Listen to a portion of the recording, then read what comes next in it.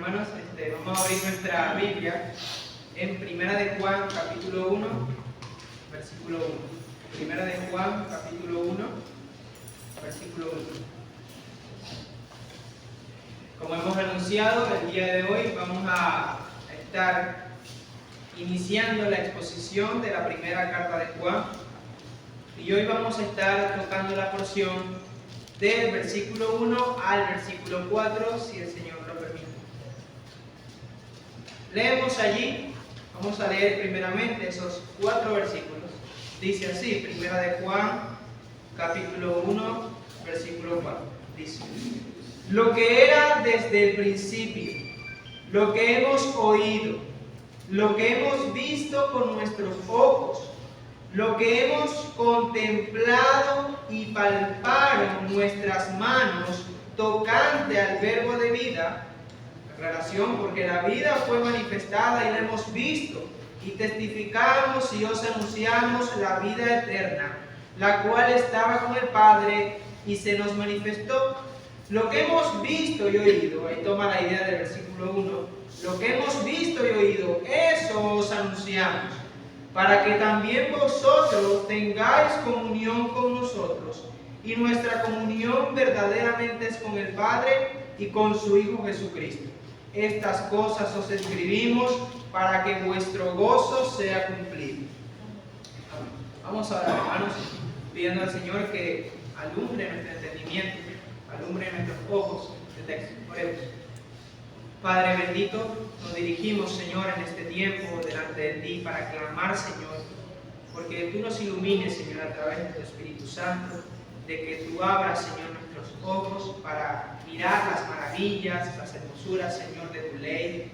Dios, te ruego que tú centres nuestra mente únicamente en tu palabra en este tiempo, en conocerte, Señor, que no haya nada que nos desvíe, Señor, que no haya ningún ídolo en nuestro corazón. Quítalo, arráncalo, Señor. Y que solamente en este momento, Dios, nuestras mentes estén centradas, Señor, únicamente en ti. Te ruego, mi Dios, por eso. Que nuestro corazón, Señor, salga de aquí glorificando tu nombre, glorificando a Cristo, Señor. Un corazón gozoso por saber, Señor, lo que hemos leído hoy, Dios. Te ruego, Dios, por mi persona. Tú conoces, Señor, mi incapacidad, mi competencia, Señor. Te suplico que tú me des de tu gracia, Señor, para predicar tu palabra, Señor, para tu gloria, únicamente para tu gloria, Señor, para la edificación de tu pueblo, Señor. Te suplico, Padre, por eso. Guíanos en este tiempo, en el nombre de Jesús. Amén. Amén. Hermanos, ¿alguna vez a usted le ha pasado, para empezar de esta forma, alguna vez a usted le ha pasado que alguien toma un fragmento de sus palabras y las usa para decir algo que usted no dijo? No sé si alguna vez le ha pasado. Que alguien dice algo que usted no quiso decir. Y usted tiene que salir a aclarar y decir, no, yo no quise decir eso. Lo que pasó fue que tal, y usted explica todo lo que pasó. O que usted hace algo y en el mismo instante la persona dice, ¿por qué tú hiciste eso? Y toda esa situación. Y usted tiene que salir a aclarar, bueno, yo hice eso por esto y por esto. Le voy a poner una ilustración más sencilla. Imagínense que lo mandan a comprar a la bodega mantequilla Mavesa. Y usted va y usted trae otra mantequilla, marca de Line. Y usted le dijeron mantequilla Mavesa. Y le van a decir, oye, ¿por qué tú compraste la de Nike? Y usted va a dar explicaciones de todo lo que pasó. Lo que pasa fue que en la bodega solamente había mantequilla de Nike, no había Mavesa. O sea, usted siempre da explicaciones a la luz del contexto. Entonces, si hay algo importante, es el contexto. Siempre el contexto es importante. Siempre. En cada cosa, cada acción, el contexto es importante. Por eso muchas veces los diarios, la prensa, siempre tiene la tendencia a sacar las palabras de artistas, de famosos, fuera de contexto y extrapolarlas. Por eso es muy importante que nosotros conozcamos el contexto. Y con la Biblia no es la excepción. Con cada carta de la Biblia es importantísimo que nosotros conozcamos el trasfondo de esa carta, para que luego las palabras, los versículos que nosotros leamos, cobren su verdadera fuerza.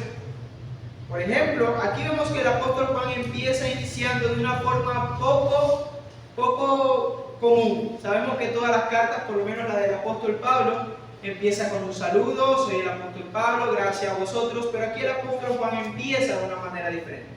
Por eso, hermanos, quiero hablar un poco del trasfondo de esta carta, el contexto de esta carta, de una manera breve y concisa. La carta primera de Juan fue escrita alrededor del año 90 después de Cristo, entre 90 y 100 después de Cristo. Esa fue la fecha de la carta. Ese fue el periodo de esta carta. Ahora, ¿qué ocurría? ¿Qué surgió en ese contexto, en ese periodo? En ese periodo, hermanos, en el contexto de la iglesia, en ese tiempo donde ya la iglesia estaba agarrando su auge, la iglesia primitiva, el apóstol Juan seguía siendo ese apóstol que estaba pendiente de las iglesias, surgió una falsa doctrina conocida como el gnosticismo. La doctrina del gnosticismo, la falsa enseñanza del gnosticismo. Note que yo no estoy diciendo agnosticismo. No estoy diciendo agnosticismo. Agnosticismo es distinto a gnosticismo. Gnosticismo viene de la palabra gnóstico, conocimiento significa. Y agnóstico literalmente significa ignorante. No tiene conocimiento para negar o para afirmar. Entonces, de lo que yo estoy hablando aquí es de un movimiento llamado el gnosticismo. Un movimiento que nació de las corrientes filosóficas como Platón. Entonces, ¿qué afirmaba esta corriente del gnosticismo? Bueno, estas personas gnósticas afirmaban tener un conocimiento superior, un conocimiento místico, y que solamente aquellos que tenían ese conocimiento y esa supuesta capacidad tenían comunión con Dios. Ellos se podrían llamar los iluminados y todo este tipo de cosas. El gnosticismo hoy tiene muchos hijos. Si usted escucha hablar a alguien dándole gracias al universo, de las vibras positivas, negativas, de conectar con las vibras y toda esta situación, son simplemente formas de gnosticismo que con el paso del tiempo han ido agarrando ramas. Pero en el siglo I ya había surgido esta doctrina, donde personas afirmaban tener un conocimiento mucho más profundo, se podría decir, algo muy místico. Y esta doctrina se coló dentro de la iglesia. Tenía mucho auge en ese momento. Entonces, ¿qué también enseñaba esta doctrina? Y es aquí donde quiero llegar para que usted pueda tener un entendimiento por la forma en que empieza Juan. Esta doctrina afirmaba la dualidad del hombre. La dualidad del hombre. Ellos creían en el dualismo. ¿Qué es el dualismo? Bueno, alguna vez usted ha visto la figura del yin y del yang. La partecita negra, la partecita blanca. Bueno, el dualismo afirma que hay dos fuerzas, una mala y una buena, que coexisten eternamente y están allí como compitiendo. Pero entonces el gnosticismo creía en el dualismo del hombre. Ellos decían, el gnosticismo, los gnósticos decían que la carne era mala, la materia era malvada y que el espíritu era bueno. Entonces, ¿a qué llevó eso? Eso llevó a que no importaba si tú pecabas en la carne o con tu cuerpo físico, no importaba. Ellos decían que bueno, ya eso era parte de la carne. Lo importante es el espíritu. Por eso Juan tiene que salir a declarar en su carta un pasaje que hemos leído bastante en 1 de Juan capítulo 3, que si alguno practica el pecado no es nacido de Dios. Habían personas, profesantes cristianos, que se habían creído esta mentira y querían vivir una vida constante de pecado porque ellos decían, bueno, la carne es mala y el espíritu es bueno. Y Juan dice, no, el que es nacido de Dios no practica el pecado. Tú ni siquiera pudieras hacer eso si fueras hijo del Señor. Entonces esta era una de las herejías que estaba infundiendo la iglesia o tentando a hermanos a creer. Y la principal herejía, pero la otra también era bastante grave, pero la principal, porque es la que vamos a estar viendo hoy o contrarrestando hoy, es que a partir de que ellos creían, el gnosticismo creía que la materia era mala, la carne era mala y el espíritu era bueno, ellos llegaron a la conclusión de que Cristo no había venido en carne. de que Cristo no se había encarnado y que lo que se vio de Cristo fue simplemente una apariencia de hombre, no que se encarnó. Ellos, incluso algunos afirmaban que el Espíritu de Cristo descendió en el bautismo y se fue antes de la cruz. Pero ellos no creían o no afirmaban la encarnación de Cristo, que Cristo fue hombre, verdaderamente hombre. Eso es una doctrina fundamental. ¿Qué es una doctrina fundamental? La palabra fundamental ya le da una idea, tiene que ver con fundamento. Y si usted quita una de estas doctrinas fundamentales, si usted quita el fundamento, se viene todo abajo. Entonces, es una doctrina totalmente fundamental, la encarnación de Cristo. Creer que Cristo es verdaderamente Dios y verdaderamente hombre. 100% Dios y 100% hombre. En Cristo convivían estas dos naturalezas. Ahora, mis hermanos, a la luz de ese contexto, a la luz de esa herejía, de que Cristo, afirmaban los gnósticos, no había venido en carne, de que Cristo solamente fue una apariencia y nada más, Juan, el apóstol Juan, empieza de la forma en que empieza. Ahora sí podemos leer con un poco mejor, con un entendimiento mucho más claro. Empieza Juan, dice el versículo 1, lo que era desde el principio, empieza el apóstol Juan afirmando, lo que era desde el principio. Él empieza afirmando su deidad. Así como Juan capítulo 1. Ese principio está hablando de Génesis 1.1, cuando se dice Génesis 1.1 que en el principio creó Dios los cielos y la tierra. Y el apóstol Juan dice que Cristo era desde el principio. Es hermoso ver la soberanía de Dios en inspiración de las Escrituras, ver la inspiración de las Escrituras, cómo Dios escogió providencialmente, sabiamente cada palabra. Porque si aquí en esta parte hubiese dicho lo que es desde el principio, estuviésemos afirmando que Cristo tuvo un principio y por lo tanto es un ser creado. Si hubiese dicho lo que fue desde el principio, hubiésemos afirmado que Cristo tuvo un principio y ya fue. Pero Dios en su sabiduría, inspirando al apóstol Juan, usa esta simple palabra, era, que afirma que Cristo es desde la eternidad, ha existido eternamente. Por eso el mismo Señor Jesús se atribuyó ese nombre de yo soy, un nombre que solo era de Jehová, que Él se le reveló hacia Moisés en Éxodo capítulo 4, yo soy el que soy, Él es la existencia, yo he existido eternamente y Cristo ha existido eternamente. Ahora el apóstol Juan va a ser mucho más enfático defendiendo la encarnación de Cristo. Note lo que dice a continuación. Lo que era desde el principio, lo que hemos oído, nadie nos lo dijo, lo que hemos visto con nuestros ojos. Esto pareciera ser bastante redundante porque uno le diría, bueno Juan, ¿y con qué más tú lo vas a ver? No lo puedes ver con el oído, lo vas a ver con los ojos. ¿Por qué enfatiza eso? Bueno, a la luz de este contexto, seguramente algunos gnósticos decían que vieron a Cristo pero con los ojos espirituales o con algún tipo de meditación o cualquier cosa. Juan dice, no, yo vi al que era desde el principio con mis ojos, con los ojos físicos, nada místico, nada subjetivo, algo totalmente objetivo. Y luego Juan aclara y lo hace mucho más enfático. Y no es que solamente lo vio, no es que lo vio un día ni una ráfaga, sino que dice lo que hemos visto con nuestros ojos, lo que hemos contemplado. A ese verbo de vida, al que era desde el principio, dice el apóstol Juan, lo hemos contemplado y palparon nuestras manos respecto, acerca, tocante al verbo de vida. Por eso Juan empieza de una manera tan enfática, mostrando que ese que era desde el principio se encarnó, lo vio, lo tocó, lo oyó, lo contempló.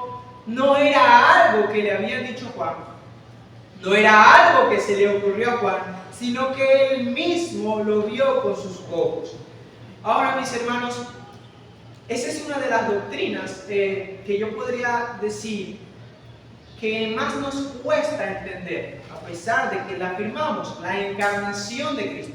Sabemos y cada uno de nosotros se preocupa muchísimo, y está bien hacerlo, con todo el furor de defender la deidad de Cristo. Pero así como nosotros defendemos la deidad de Cristo, con la misma furia debemos defender la encarnación de Cristo. La encarnación de Cristo no significa que Cristo habitó en un cuerpo. La encarnación de Cristo no significa, como pensaban los gnósticos, que tomó la apariencia de un hombre. Lo que significa que Cristo se encarnó es que Él tomó para sí una naturaleza humana. Él tomó forma de siervo, como dice Filipenses 2. Él tuvo tus dolencias, mis dolencias. Él tuvo tus limitaciones y mis limitaciones. Él fue completamente hombre. Y muchas veces cuando nosotros leemos los evangelios, casi que ponemos a Cristo como si no fue hombre, o como si fue 90% hombre, o 98% hombre. Pero la verdad que muestran las Escrituras es que Cristo fue verdaderamente hombre, 100% hombre, con todas tus limitaciones. Vamos a ir, hermanos, a ver un pasaje que es como un comentario, se podría decir, de la importancia, el por qué Cristo tuvo que encarnarse. Quiero que lo leamos muy atentamente, porque será de mucha bendición.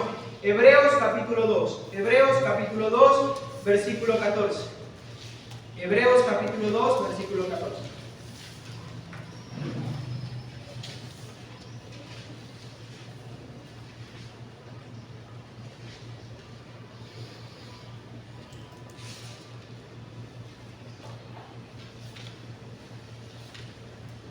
Hebreos capítulo 2, versículo 14. Nota acá, está hablando acá, el tema es la encarnación de Cristo. Y dice así: así que, por cuanto los hijos participaron de carne y sangre, está hablando de nosotros, por cuanto los hijos participaron de carne y sangre, Él también participó de lo mismo.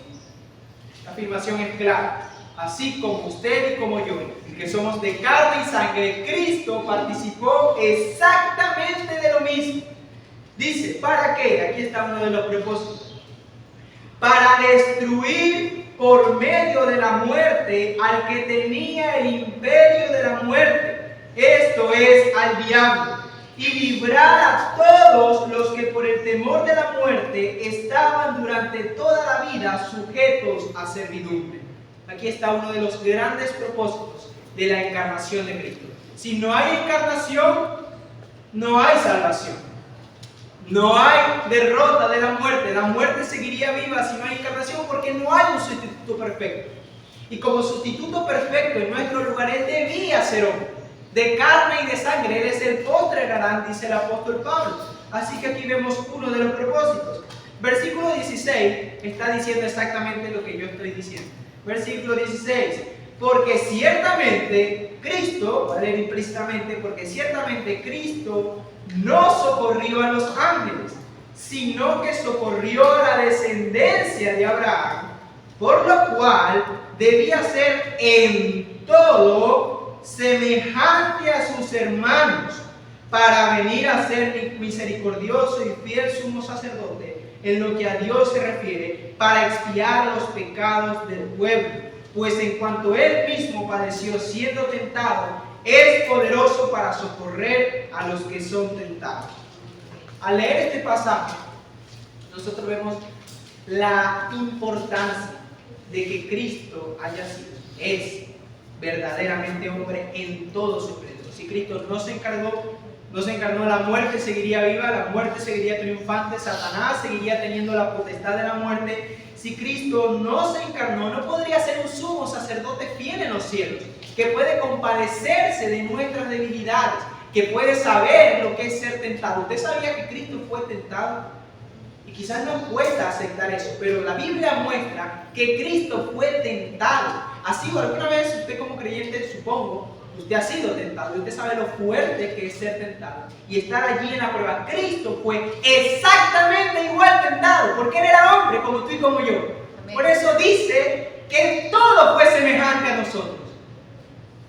En todo, en absolutamente todo, no podemos negar esto. Esto lo dice las Escrituras. En todo, así que eres un fiel sumo sacerdote y puede entenderte exactamente.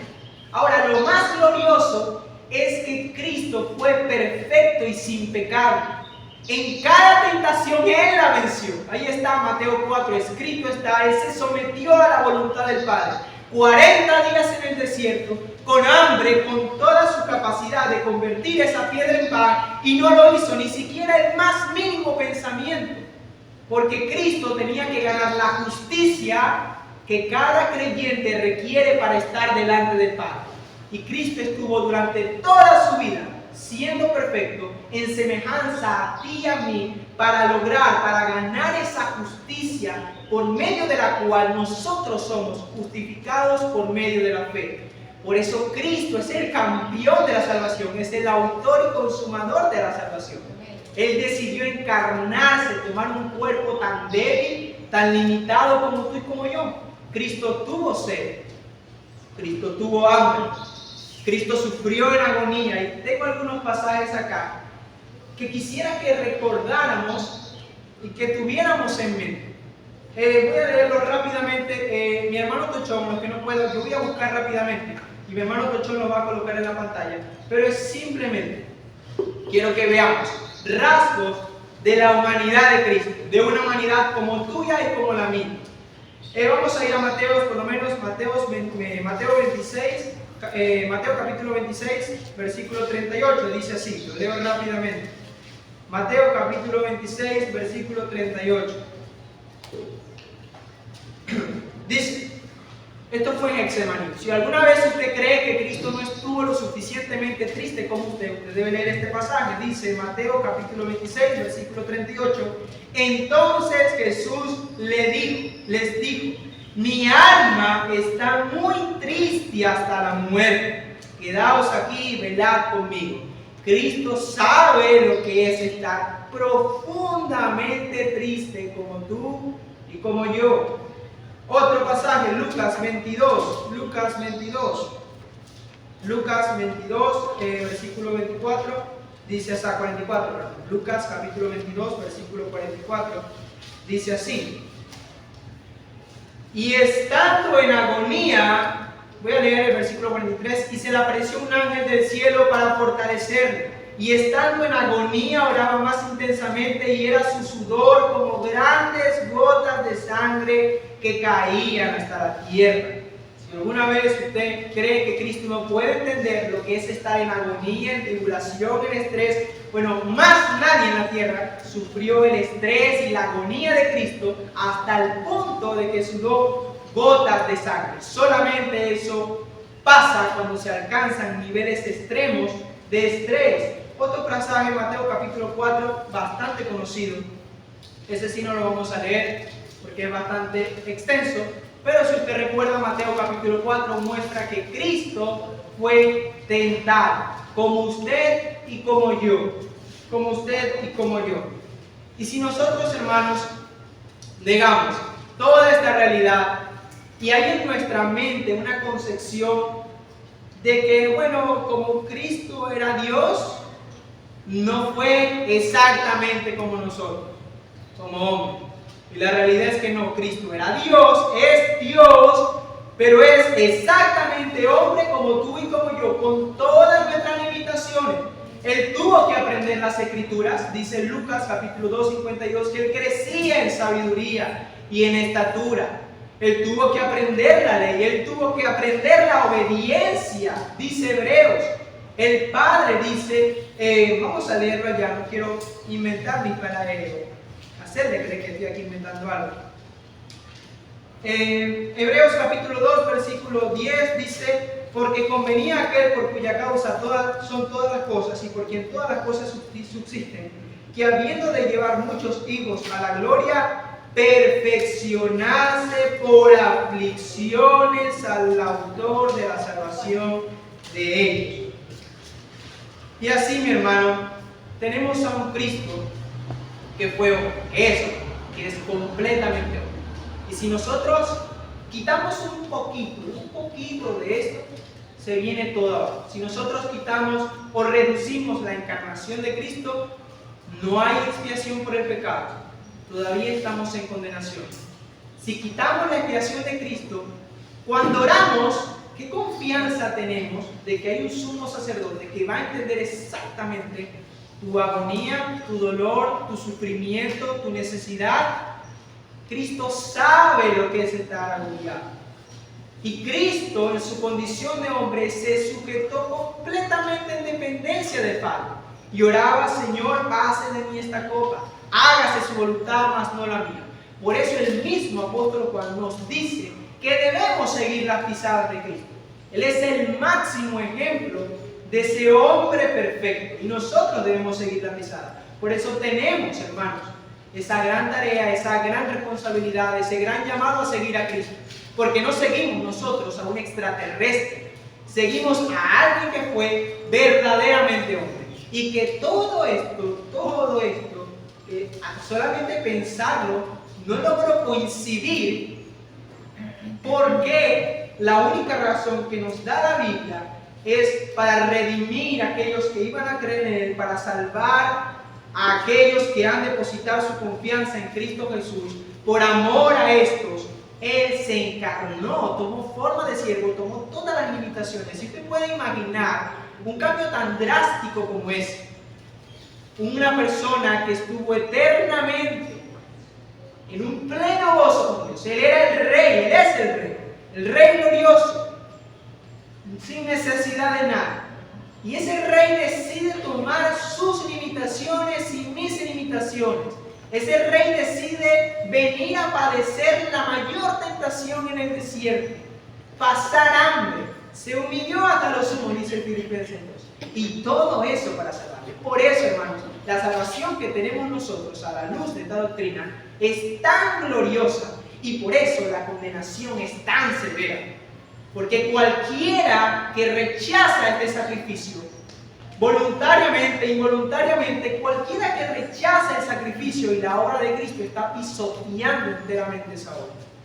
Cuando Dios está ofreciendo toda su gracia y el hombre simplemente está allí dándole la espalda. Por eso es tan grave. Y al mismo tiempo, por eso la salvación es algo tan glorioso, en el cual nosotros debemos deleitarnos y pensar en este glorioso Salvador que decidió encarnarse por nosotros. Hermanos, y eso es algo que el apóstol Juan entendía. Y por eso el apóstol Juan tiene que salir inmediatamente a defender esta doctrina. Lo hemos visto, lo hemos contemplado. Él era completamente hombre, lo palpamos de carne y hueso como tú y como yo. E inmediatamente aclara por qué este hombre se tuvo que encarnar. Porque la vida fue manifestada, dice el apóstol Juan, que la vida fue manifestada allí en Primera de Juan. Se perdió Primera de Juan. ¿Qué? Entonces vemos, hermanos, la importancia de la encarnación.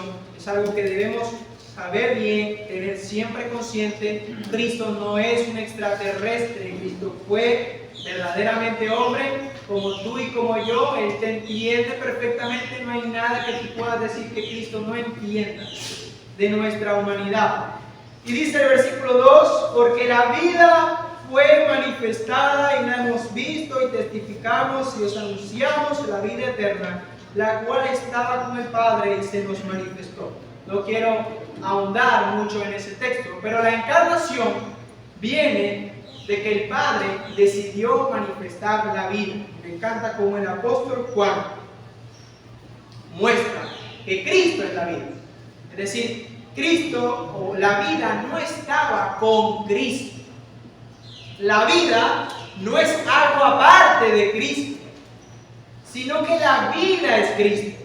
Por eso es que Juan en el capítulo 1, en su evangelio, no dice que la vida estaba con Cristo, esta preposición es muy importante, sino que la vida estaba en Cristo, porque Él es la vida. Dice Colosenses que en Él subsisten todas las cosas, y porque Él es la vida, Él es el dador de vida.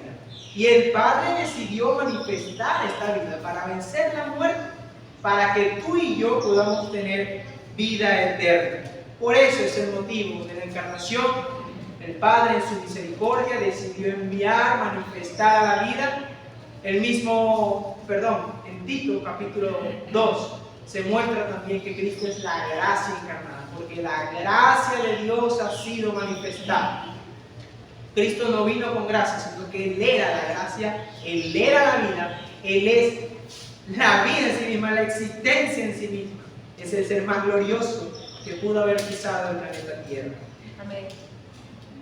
Dice, hermanos, en el versículo 3, lo que hemos visto y oído, está retomando la idea del versículo 1, esto os anunciamos. Esto es una frase muy clara, muy importante. Lo que nosotros contemplamos, lo que nosotros vimos, lo que nosotros oímos, eso es lo que anunciamos. No es imaginación de hombre, no es algo que yo sentí. El apóstol Juan dice, esto es lo que anunciamos. Y la iglesia tiene la misma tarea de anunciar a ese Cristo revelado en las Escrituras, revelado por los apóstoles. No un Cristo que convenga, como pretendían hacer los gnósticos, que cambiaron la imagen de Cristo, que conveniera a la carnalidad de los hombres. Lamentablemente, hoy se duda en anunciar a ese Cristo. Se puede anunciar un Cristo panita, un Cristo cool, un Cristo que tolera el pecado, y no al Señor soberano, al Rey soberano, a la segunda persona de la Trinidad, al Cristo santísimo, al Cristo lleno de misericordia, al Cristo lleno de gracia, al Cristo que manifestó completamente al Padre. Y la iglesia tiene esa misma tarea.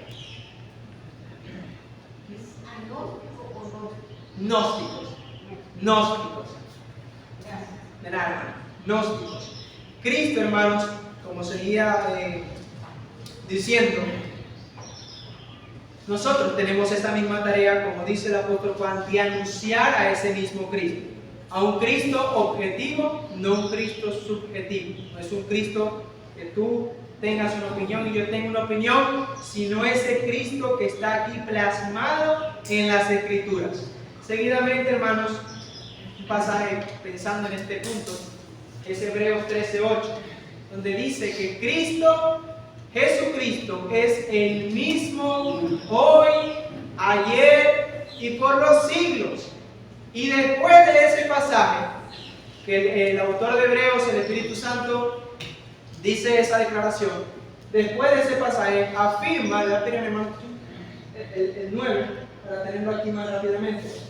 Después de ese pasaje, el autor de Hebreos dice, no os dejéis llevar de doctrinas diversas y extrañas, porque buena cosa es afirmar el corazón con la gracia, no con viandas que nunca aprovecharon a los que se han ocupado de ellos. En ese mismo contexto que el autor afirma que Cristo es el mismo hoy, ayer y por los siglos, que Cristo no cambia, inmediatamente da la advertencia que no nos dejemos llevar por doctrinas que se inventan acerca de Cristo. Para eso tenemos las Escrituras, las cuales son bastante claras para conocer a Cristo. Y nosotros tenemos la tarea de conocer a este Cristo. Yo le voy a hacer una pregunta. Si usted viniera a su casa, un testigo de Jehová, y le dice, ¿por qué en Colosenses dice que Cristo es el primogénito de toda la creación? Mira, y dice claramente que Cristo fue un ser creado. Una pregunta, ¿usted tiene la capacidad como cristiano de responderle que Cristo es verdaderamente Dios y verdaderamente hombre con las Escrituras? Hágase esta pregunta. Si viene a usted un mormón, un testigo de Jehová o cualquiera de estas otras personas que vayan a usted, le digan una mentira y usted tenga que defenderse con la Biblia y mostrar al Cristo de la Biblia, ¿usted está en la capacidad de hacerlo? Y usted debe estar en la capacidad de hacerlo. Usted debe estar en la capacidad de anunciar a ese Cristo que los apóstoles vieron, contemplaron, todo eso. Si usted no está en esa capacidad, debe preocuparse. Debe preocuparse y debe ocuparse, mejor dicho. Ocuparse en conocer al Cristo de las Escrituras para que usted pueda estar preparado, como dice el apóstol Pedro, para presentar defensa con mansedumbre ante todo aquel que demande razón de la esperanza.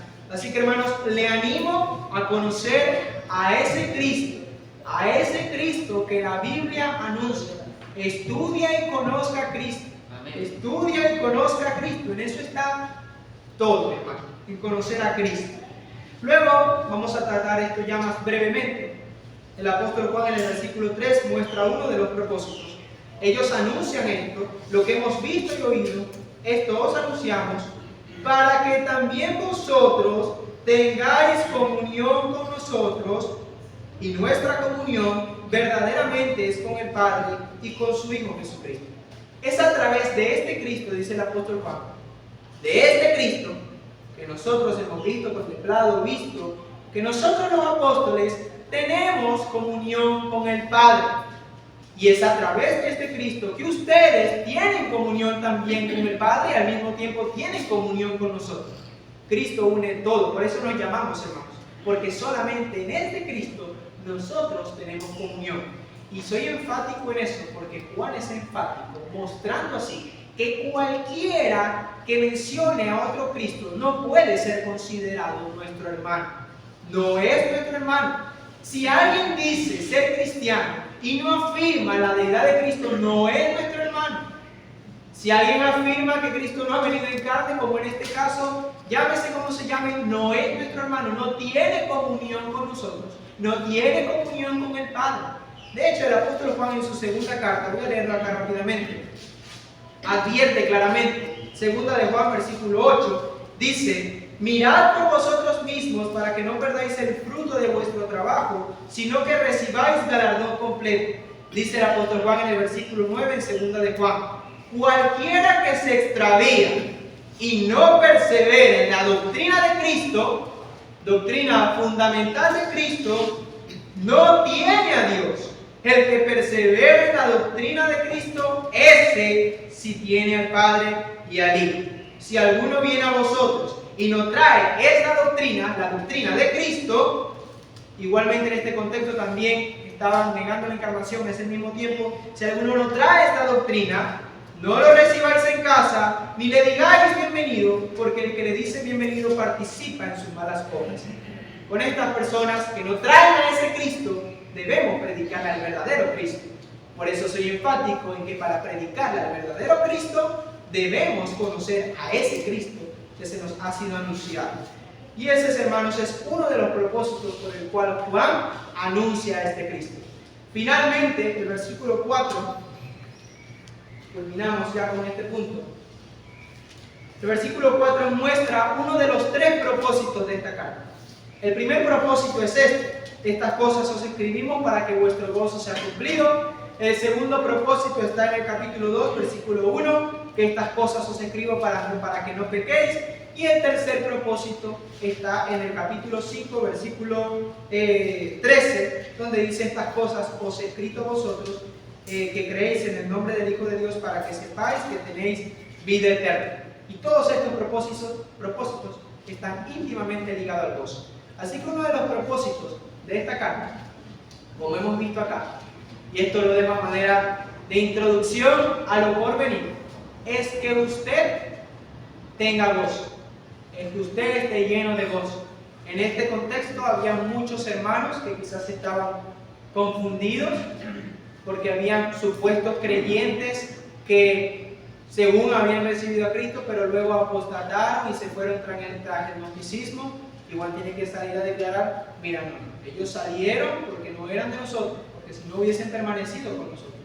No existe tal cosa como yo fui cristiano, yo estuve en el Evangelio, yo era cristiano. Eso no existe, eso es una falacia, eso es una mentira. Entonces, mis hermanos, este es uno de los propósitos de esta carta, que usted pueda sentir gozo. Y de hecho, leyendo la carta rápidamente, corridamente, hay demasiadas declaraciones en las cuales usted debería experimentar un gozo tan profundo. Se lo voy a mencionar rápidamente y concluyo con esto. En el capítulo 1, versículo 9 al 2, se nos dice, por lo menos en el versículo 8, tenemos una gloriosa verdad: que si confesamos nuestros pecados, Dios es fiel y justo para perdonar nuestros pecados. Dice que si pecamos, en el capítulo 2, versículo 2, tenemos abogado para con el Padre, que nuestros pecados han sido perdonados, y cada vez que hemos pecado y nos arrepentimos, como todo creyente, vamos a Él, tenemos perdón. Esa es una declaración por la cual debemos estar gozosos. Se nos dice también en el capítulo 2, versículo 20, que Dios nos guarda del engaño. Dios nos guarda del engaño. ¿Sabe por qué usted no cae en el error? No es porque usted sea muy inteligente, ni es porque usted sea muy sabio, ni porque conozca mucho las Escrituras. Muchos eruditos han apostatado de la fe. Pero ¿sabe por qué usted no cae en el error? Porque Dios le guarda del engaño. Porque el Espíritu Santo mora en usted y en el capítulo 2, versículo 20 muestra esa realidad. Que vosotros tenéis la unción del Espíritu Santo. Otra declaración nos habla, primera de Juan, del amor de Dios. Capítulo 3, versículo 1 al 2. Dice, mirad cuál amor nos ha dado el Padre para que seamos hijos de Dios. Y así sigue declarando que tenemos confianza en el juicio. Cuando comparezcamos ante ese juez, estaremos sin temor, porque el perfecto amor echa fuera todo temor, porque hemos sido justificados, hemos sido amados.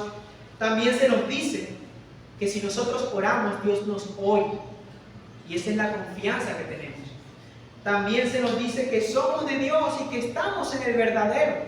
No estamos allí viendo si es la religión, si no es la religión.